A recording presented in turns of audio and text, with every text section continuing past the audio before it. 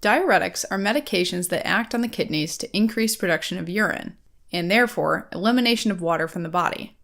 There are 5 main types of diuretics: carbonic anhydrase inhibitors, osmotic diuretics, loop diuretics, potassium-sparing diuretics, and last but not least, thiazide and thiazide-like diuretics, which we'll get intimately acquainted with during this video.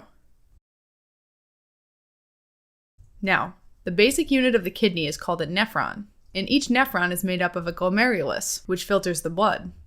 The filtered content goes through the renal tubule, where excess waste and molecules, such as ions and water, are removed or filtered through an exchange between the tubule and the peritubular capillaries.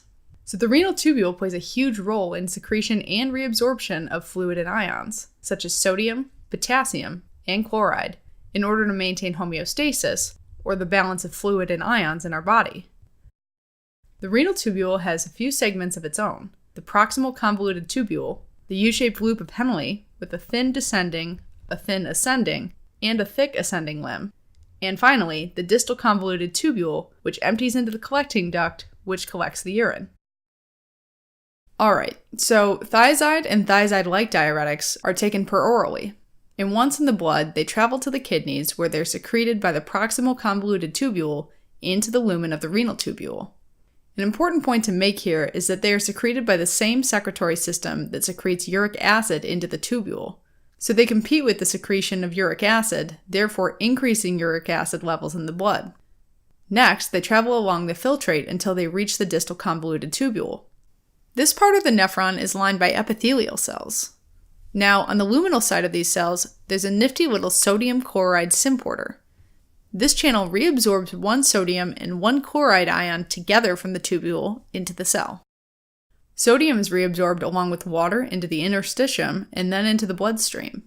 This tiny cell also has a calcium channel on its luminal side, which allows calcium from the lumen to diffuse into the cell.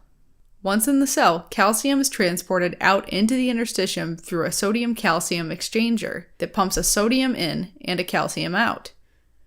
Now, since thiazides decrease sodium reabsorption, there's less sodium in the cell, so the sodium-calcium exchanger works overtime to pump more sodium in and more calcium out. The decrease in intracellular calcium, in turn, leads to more calcium reabsorption from the urine. Okay, so let's meet our diuretic team here. But first, what is a thiazide and what is a thiazide-like diuretic? Well, all these medications have the same effect. The difference stems from their chemical structure. Thiazides are benzothiadiazine derivatives, like chlorothiazide and hydrochlorothiazide, and they all end in thiazide. Whereas thiazide-like diuretics, like metolazone, indapamide, and chlorthalidone, are sulfonamide derivatives. Now, the major indication for diuretics is the management of hypertension and edematous states. Since these medications cause water loss through the urine, it leads to decreased plasma volume and cardiac output, resulting in lower blood pressure. This also treats edematous states like pulmonary edema or ascites, where fluid builds up in the extracellular space. These medications are less potent in their diuretic effect when compared to loop diuretics, but they're much longer lasting. Thiazides are used mainly as first-line antihypertensive agents, since they decrease plasma volume.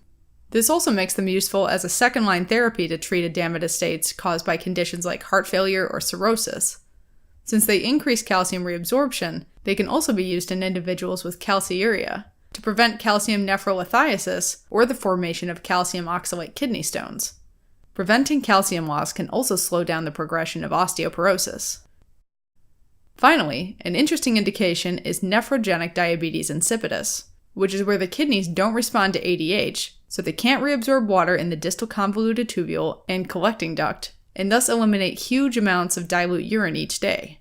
However, individuals usually compensate by also drinking huge amounts of water throughout the day to replace the losses and maintain blood volume. So why give these people thiazides if they're already eliminating so much urine? Well, thiazides induce a mild hypovolemia, and this makes the kidneys respond by absorbing more sodium and water in the proximal convoluted tubule. With less fluid reaching the distal convoluted tubule, fluid balance is maintained. However, thiazides do come with some side effects. First off, they tend to tamper with sugar and fat metabolism, causing hyperglycemia and an increase in serum cholesterol and LDL. They also cause more calcium and uric acid to be retained in the blood. So hypercalcemia and hyperuricemia are a risk. Chronic hyperuricemia could also lead to gout. Since thiazides increase sodium loss in the urine, short-term use causes hyponatremia. To make things worse, increasing urine output can cause hypovolemia, which in turn triggers the secretion of antidiuretic hormone, or ADH. ADH binds to specific V2 receptors in the collecting duct and retains more water relative to sodium, diluting the blood and further lowering the sodium concentration. Another interesting side effect is something called hypokalemic metabolic alkalosis.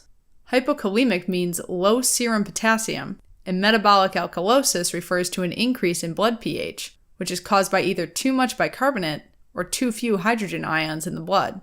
This happens because an increased concentration of sodium ions in the collecting duct make the collecting duct secrete more potassium and hydrogen ions from the blood and into the urine. Finally, people with allergic reactions to sulfonamide medications may develop an allergic reaction to thiazides and thiazide-like diuretics. Now, we want to make a simple and fun mnemonic that'll help you efficiently memorize and retain all these farm facts. Let's have a psychic for the thiazides. And she's holding a seance for her client who represents the thiazide-like diuretics. The client is Indian, for indapamide, and he's holding a metallic laser gun, for metolazone, while eating a bowl of colorful salad for chlorthalidone. On the table, there are a few objects representing the indications for these medications. First, instead of a crystal ball, the psychic is using a water balloon sitting on top of a blood pressure cuff, which represents the edematous state and hypertension. Next, there's a milk bottle with a kidney stone, representing calciuria, and a bone full of holes, representing osteoporosis. Finally, there's a sippy cup for diabetes insipidus. The side effects will be represented by the ghost they summon. This ghost with red rashes is sitting in a hot spring with the sulfuric smell of rotten eggs, because these medications can cause a reaction in people with a sulfa allergy. His fingers are swollen with uric acid crystals sticking out, for hyperuricemia and gout. Next to him are the unhealthy foods that led to his death. On one side, there's a huge stick of butter for hyperlipidemia and a giant candy bar for hyperglycemia.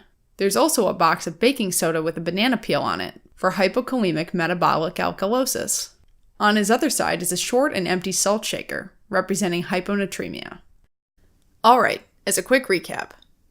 Thiazide and thiazide-like diuretics are medications that block the sodium chloride symporter in the distal convoluted tubule in order to increase urine output. The most commonly used thiazides are chlorothiazide and hydrochlorothiazide, and the most commonly used thiazide-like diuretics are metolazone, indapamide, and chlorthalidone. They're mostly used as first-line antihypertensive agents, but can also be administered to reduce edema in heart failure and cirrhosis. They also increase calcium reabsorption, so they're used to prevent calcium kidney stones and osteoporosis. Finally, they can correct the imbalances in nephrogenic diabetes insipidus. Common side effects include hyperglycemia, hyperlipidemia, hyperuricemia, hypercalcemia, hyponatremia, hypokalemic metabolic alkalosis, and sulfa allergies. But wait, there's more! Here's a mind map with all of the mnemonics. Go ahead and pause the video so you can test yourself and see what you remember. Stay tuned for the answers after the credits.